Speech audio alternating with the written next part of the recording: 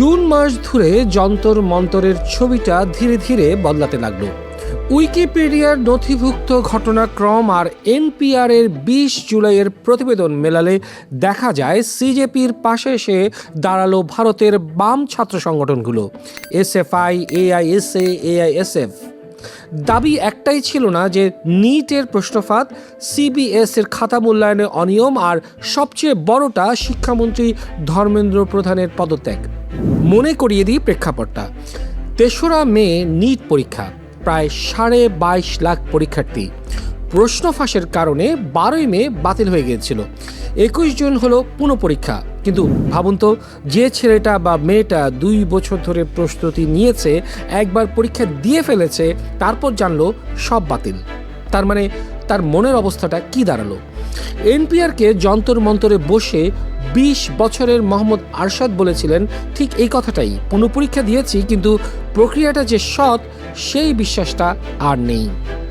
তার বন্ধুরা কেউ কেউ ভারত ছেড়ে রাশিয়ায় ডাক্তারি পড়তে চলে গেছে। আর ছিল আরও ভারী একটা বোঝা।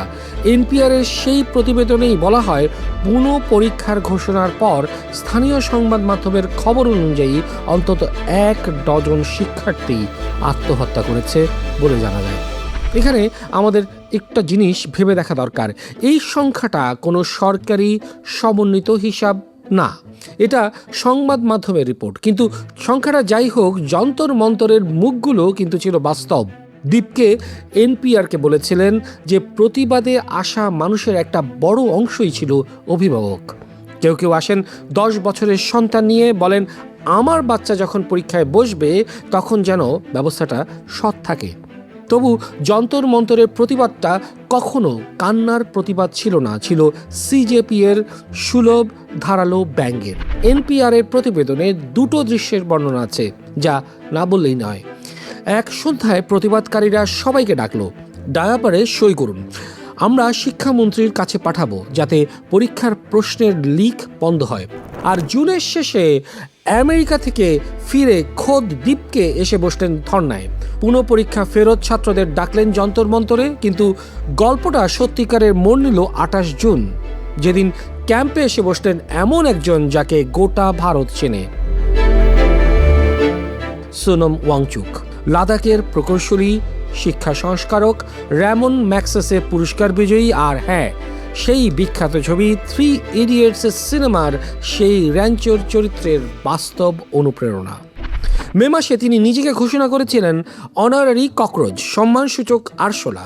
আর 28 জুন আদালত সংবাদ সংস্থা এসসিসির অনলাইনের নথিভুক্ত তথ্য অনুযায়ী তিনি যন্তর মন্তরে এআইএস এর ছাত্রদের সাথে বসলেন অনির্দিষ্টকালের অনশনে।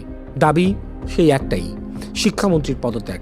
ভাবুন একবার, যে মানুষটা বরফের স্তূপ জমিয়ে মরুভূমিতে পানি পৌঁছে দেওয়ার আবিষ্কার করেছিলেন, তিনি এবার নিজের শরীরটাকে বানালেন প্রতিবাদের হাতিয়ার।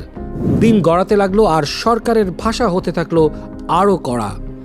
হিন্দুস্তান টাইমসে প্রকাশিত খবর অনুযায়ী বিজেপি নেতা নিতিন নবীন বললেন, এরা দেশকে ভেতর থেকে ফাঁপা করে দিতে চায়। জুড়ে দিলেন সেই পুরনো তকমা, টুকরে টুকরে গ্যাং।